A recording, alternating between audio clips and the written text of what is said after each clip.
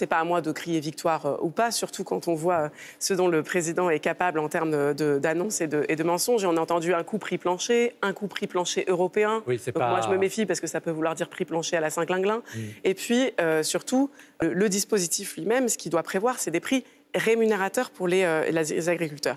Il y a un piège, ce serait de dire que le prix plancher, c'est juste le prix de production. C'est-à-dire qu'il faut bien qu'ils puissent vivre dignement de leur travail. Et c'est pour ça qu'il faut qu'il y ait des garanties, notamment de l'État, parce qu'aujourd'hui, ils sont pris dans des négociations qui sont des négociations de David contre Goliath face à l'agro-industrie. Cette agro-industrie, elle a fait 70% de marge pendant que le revenu des agriculteurs baissait et pendant que le prix payé par le consommateur, lui, augmentait. Donc c'est très important aussi d'encadrer les marges. C'est ce que nous avions dans notre proposition de loi qui est toujours sur la table et dont le président peut se servir s'il n'a pas bien travaillé son sujet, qu'il improvise trop. On a cette proposition de loi qui permet à la fois les prix rémunérateurs, mais aussi le blocage des marges pour éviter qu'en réalité, pour le consommateur, l'idée ce soit que ça se répercute sur ce qu'il paye. Parce qu'en réalité, c'est du côté de l'agro-industrie qui se sert et de la grande distribution qui se sert entre le paysan et le consommateur, qu'on a le cœur du problème, qui écrase les paysans qui n'arrivent plus à vivre de leur travail et qui aussi écrase les consommateurs qui voient les prix exploser.